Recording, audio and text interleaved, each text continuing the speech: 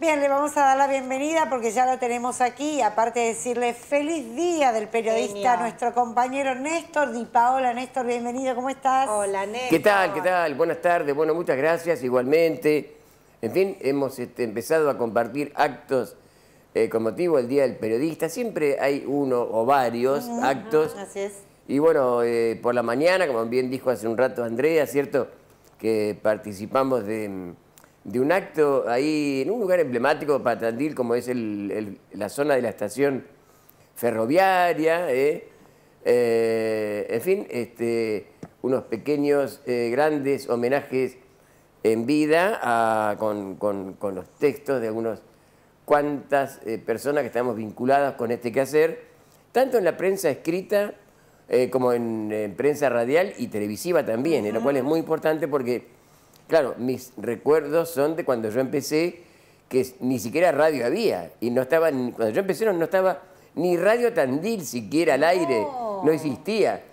Entonces para mí es el diario, para mí sigue siendo el diario todo, ¿no? Claro. Y sin embargo el espectro se ha agrandado muchísimo, ¿cierto? Radio, después llegó la FM, después llegó la televisión, y ahora esta cuestión de los, ¿cómo se llama? Los medios, no, los... Multimedios. Las redes, que hoy escuchaba a un querido colega en una entrevista radial y decía que hoy en día todos quieren ser periodistas opinando a través del Facebook, por ejemplo, ¿no? O de otras redes. Y eso es cierto, porque realmente si por algo no me gusta demasiado el tema redes, aunque a veces es útil, cierto, muy útil, realmente es por eso, ¿no? Porque tendría que haber un límite, no digo censura, pero sí un límite y darle un corte un poco más serio y humano al tema del tratamiento. La información, porque normativa, básicamente. Claro. Cualquiera ¿no? dice Tiene que estar en un cosa. marco legal, porque no está bueno decir cualquier cosa. Está, exactamente. Cualquiera dice cualquier cosa, como bien ustedes mencionaron. Entonces, y acá tenemos la foto, Néstor. A ver la foto. Bueno, el mural es grande, pero acá esta foto donde en la parte escrita está Belén Cotine, Pérez, se me fue el nombre, nuestro querido compañero Pérez, Di Paola y Elías Elash. Exacto, sí, se van sucediendo imágenes, dibujos, y aparecen varios nombres vinculados con el periodismo de hoy, que repito, dejó de ser el del diario como ocurrió cuando yo empezaba. Pero igualmente es muy interesante. Incluso hoy, por ejemplo, a las 7 de la tarde, acá nomás a una cuadra, en el bar del Centro Cultural, ahí en la Uni, va a haber otro acto convocado por un brindis que convoca la universidad, pero a su vez se va a presentar un libro que se llama justamente Horneros de la Palabra, me encanta el título, que estuvo a cargo de un colega joven, Alejandro Latorre. Así es. Y que de alguna forma es la continuidad de los trabajos que en su momento, mediados del siglo pasado, empezó en primer lugar Pepe Barrientos, que era un periodista de Nueva Era y que, amante de la historia, él empezó a recopilar la historia del periodismo en Tandil. Se murió joven y repentinamente Pepe Barrientos, y su sobrino, que no era otro que Daniel Pérez, historiador y amigo. Daniel, ahí está, no me Exactamente. Daniel continuó la obra como sobrino que era, pero aparte como historiador y amante también, obviamente, de la historia y de las cosas de Tandil fundamentalmente. Y publicó, pues ya había muerto Barrientos, allá por mitad de la década de 1970, un hermoso libro llamado Historia del periodismo en Tandil. Claro, a 40, 50 años de distancia de ese libro muy bien hecho realmente por Barrientos y por Pérez, pasaron muchas cosas, pero seguro. muchísimas cosas, ¿no? En cuanto a medios, un poco lo que yo recién mencionábamos respecto de los demás medios, porque hasta el que publicó Pérez era prensa escrita. Y a uno, yo incluido, nos parecía que ahí se terminaba el mundo del periodismo con la prensa escrita. Después llegaría así el Tandil el periodismo radial. Hoy en día nadie sabe, me parece que nadie sabe la cantidad, por ejemplo, de emisoras de radio que hay en Tandil, porque hay lo que pidan.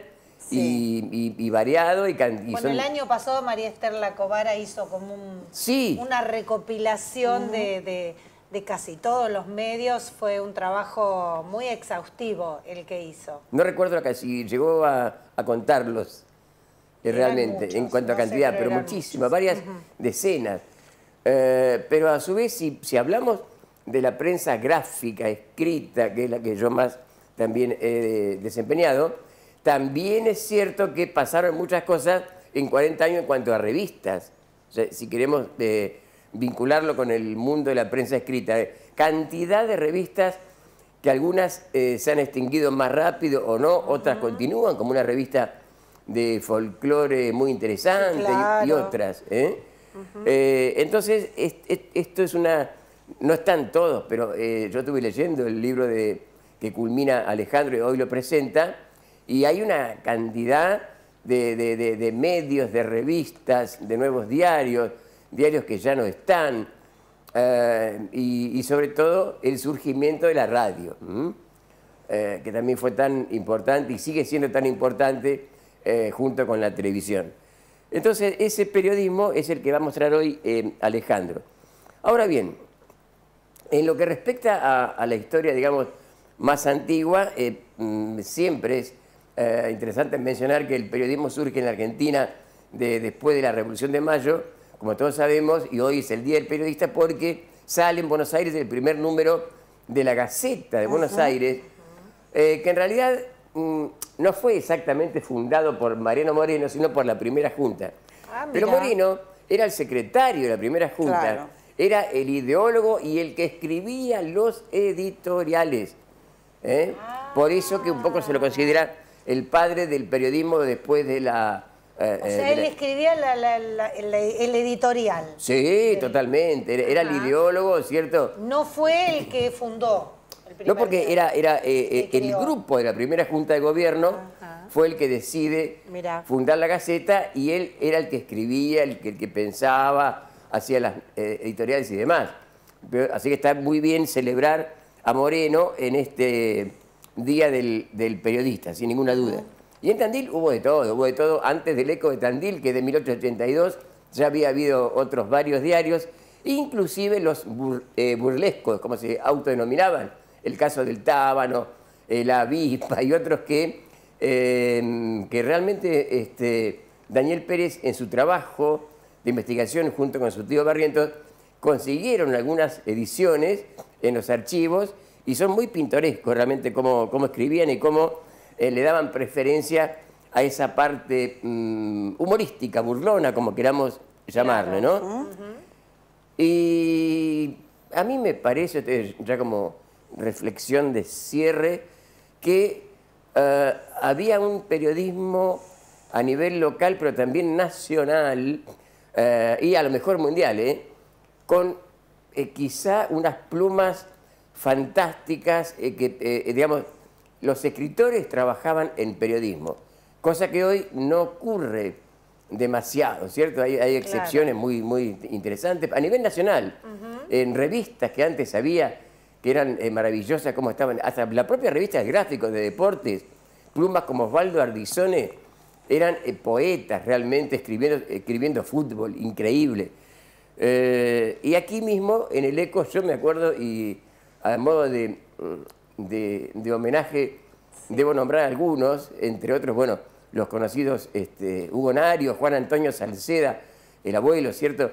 Salceda, que era gran escritor, además, que venía a traer acá sus escritos, pero había otros que me dejaron enseñanzas, en algunos casos muy interesantes para comentar, como por ejemplo Ovidio Zaglul, que fue jefe de redacción mucho tiempo, casi como anécdota, pero como enseñanza. Me encantaría contar que cuando yo empecé con 17 años, en el verano, que era un problema conseguir información, porque no había nada. Claro.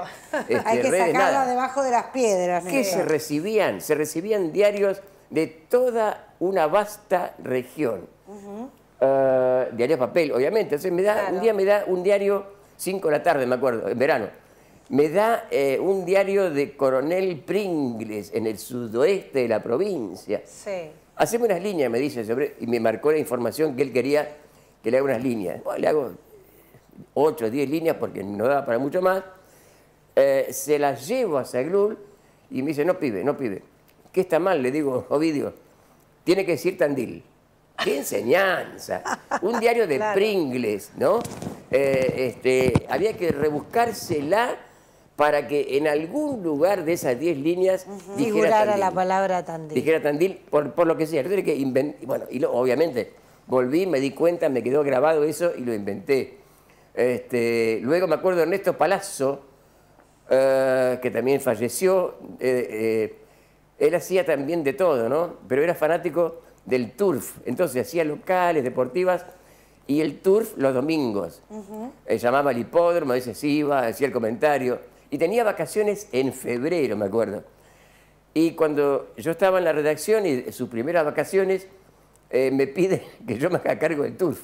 Pero Ernesto, no tengo idea. En el interior hay que aprender a escribir de todo.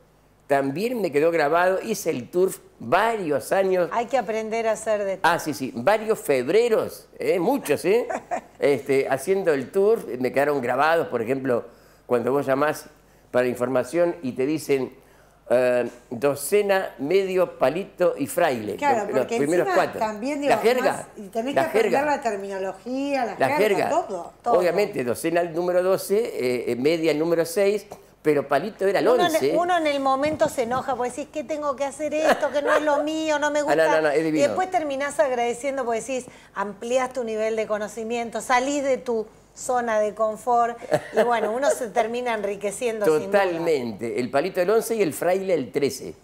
Entonces te decían eso, vos ya sabías que te decían fraile, había que poner 13, anotar 13. Qué bien. Muy interesante. Bueno, Néstor, te dicen, acá nos mandan feliz día del periodista, la querida gente de EcoTV. Y para Néstor especialmente, dice, agradezco el libro autografiado de la semana pasada, dice Daniel. Qué bien. Soy Daniel Larsen, colaborador de La Vidriera, con relatos de viajes y recuerdos del Tandil de antaño. Qué bueno. Qué bueno. Abrazo. Mirá, era como que se lo tenía que ganar, ¿eh? Lo que es, no existe, yo no creo en las casualidades, pero justo sale su... Comentario. No, salió sorteado. Sorteado, sí. Por el azar, pero fíjate vos que él es colaborador de La Vidriera. Qué increíble este segmento del diario El Eco.